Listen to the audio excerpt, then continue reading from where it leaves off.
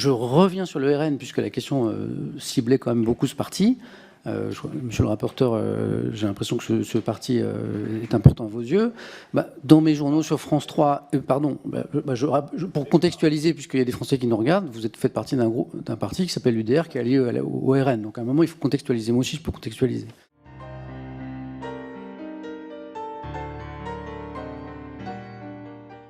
Moi qui suis un observateur passionné, c'est vraiment l'une de mes passions de la vie politique de notre pays depuis plus de 30 ans, je peux vous assurer que cette recherche du buzz, de la petite phrase, de la polémique qui fait des vues sur Internet au profit d'une notoriété numérique, médiatique et ou politique, est l'un des moteurs, à mon sens, les plus puissants du fossé grandissant entre les Français et leurs représentants.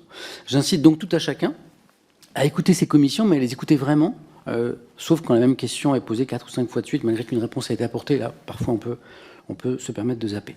Sur Twitch, lors de votre émission du 19 février 2026, donc il y a quelques jours à peine, vous avez déclaré au sujet de l'affaire de la mort de Quentin, je vous cite, la droite, l'extrême droite, vous faites la même chose, vous instrumentalisez cette affaire de la même manière. Fin de la citation. Est-ce que vous trouvez vraiment, quelques heures seulement, quelques jours seulement après la mort abominable de Quentin, que le principal sujet, ce soit une éventuelle instrumentalisation, ou c'est pas au fond l'ultra-violence de certains mouvements politiques qui viennent à tuer des gens pour leur pensée et leur engagement politique. Et donc c'est à peu près, ça en revient à ma première question sur la hiérarchisation de l'information sur le service public. Est-ce que vous pouvez peut-être nous éclairer sur cette analyse ? Sûr. Ma réponse en 2 temps, très court. La première chose, c'est que vous faites ce que je reproche justement d'une manière générale aujourd'hui à notre société, c'est que, donc vous m'avez cité, je n'ai aucun souvenir de cette phrase puisque mes lives durent 3 heures, donc je vous crois sur parole.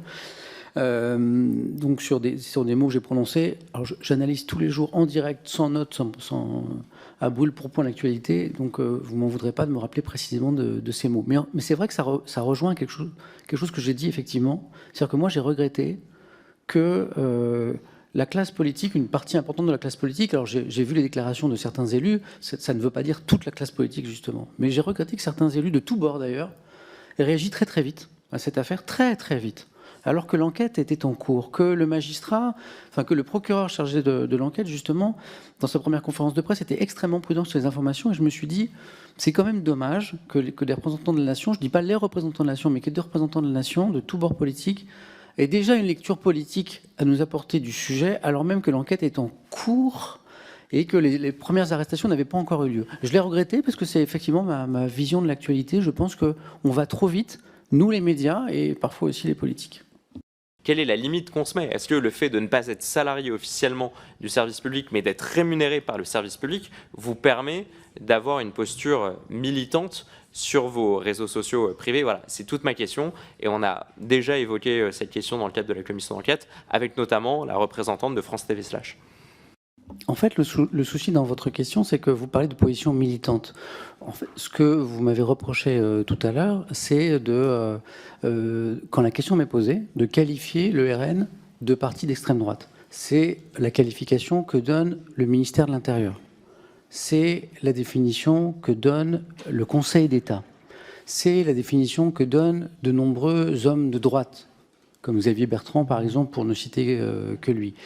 Si la question est Samuel Etienne, vous avez une position militante parce que quand la réponse vous est posée, vous qualifiez le RN de parti d'extrême droite, comme le Conseil d'État, le ministère de l'Intérieur, Xavier Bertrand et d'autres, je ne vois pas très bien, ou alors vous qualifiez cette qualification du ministère de l'Intérieur et du Conseil d'État de militante. Pardon, j'essaye de préciser la question du rapporteur. En fait, oui. Pour les Français qui nous écoutent, qui ne comprennent peut-être pas tout, l'audiovisuel public n'a pas les mêmes règles que les réseaux sociaux. C'est-à-dire qu'en termes d'information, et pas les mêmes règles que la presse écrite, en termes de pluralisme, d'indépendance et d'impartialité de l'information. Je pense que la question du rapporteur, c'est de dire sur l'audiovisuel public... Pardon, mais dans mes journaux sur France Info et sur France 3, où j'ai travaillé pendant des années, dans tous mes journaux, le RN et le FN étaient un parti d'extrême droite. Non, je parle pas du... Pardon, je parle pas de moi, je parle pas du RN ou de... Je parle pas de ça du... Oui, mais la question ne porte que sur le RN. Donc non, mais je me permets... Non, je pense que la question qu'il vous a posée avant, du rapporteur, c'était de dire, il y a un cadre, la loi de 86, le rapporteur a cité la loi de 86, sur l'indépendance, l'impartialité qui encadre l'audiovisuel public. Twitch, c'est autre chose, c'est un réseau social où là, il n'y a pas de pluralisme, il n'y a pas d'indépendance, il n'y a pas d'impartialité. Et je crois que la question du rapporteur, je me permets de la reposer, c'est de dire comment on concilie d'un côté les exigences sur l'audiovisuel public, où là, il y a l'impartialité, l'indépendance, l'honnêteté de l'information, c'est la loi de 86, et de l'autre, Twitch, où là, on fait ce qu'on veut. Par exemple, sur Twitch, il y a une liberté totale. C'est pas du tout les mêmes règles en termes d'information. Et donc, je crois que c'était... Comment on concilie les deux Alors, je réponds très clairement. Je les concilie d'autant plus facilement que je m'abstiens à la même rigueur. C'est-à-dire que le journaliste que j'ai été, notamment pour le service public, c'est le même sur Twitch. Alors, évidemment, l'expression est un peu différente parce qu'elle est totalement libre. On aime troller, on aime rigoler. Mais moi, ce matin, pendant des heures, j'ai parlé de l'Ukraine, de l'Iran, avec les étudiants qui commencent à se soulever de nouveau, avec un courage incroyable au vu de la répression qui s'est passée. Enfin, donc je n'ai pas changé, si vous voulez. Et je reviens sur le RN, puisque la question ciblait quand même beaucoup ce parti. Monsieur le rapporteur, j'ai l'impression que ce parti est important à vos yeux. Dans mes journaux sur France 3, pour contextualiser, puisqu'il y a des Français qui nous regardent, vous faites partie d'un parti qui s'appelle l'UDR, qui est allié au RN. Donc à un moment, il faut contextualiser. Moi aussi, je peux contextualiser. Donc je réponds à votre question. Quand j'étais présentateur sur France Info, sur France 3, dans mes journaux, le FN puis le RN étaient qualifiés de parti d'extrême droite, comme c'est le cas de beaucoup de médias, comme c'est le cas pour le Conseil d'État, comme c'est le cas pour le ministère de l'Intérieur, comme c'est le cas de beaucoup de responsabilités de droite. À aucun moment, vous m'avez interpellé, ou quiconque, pour dire que j'étais un journaliste militant à l'époque. Pourquoi le serais-je aussi? À moins que vous ayez d'autres propos à me reprocher, mais dans ce cas-là, il faut les citer.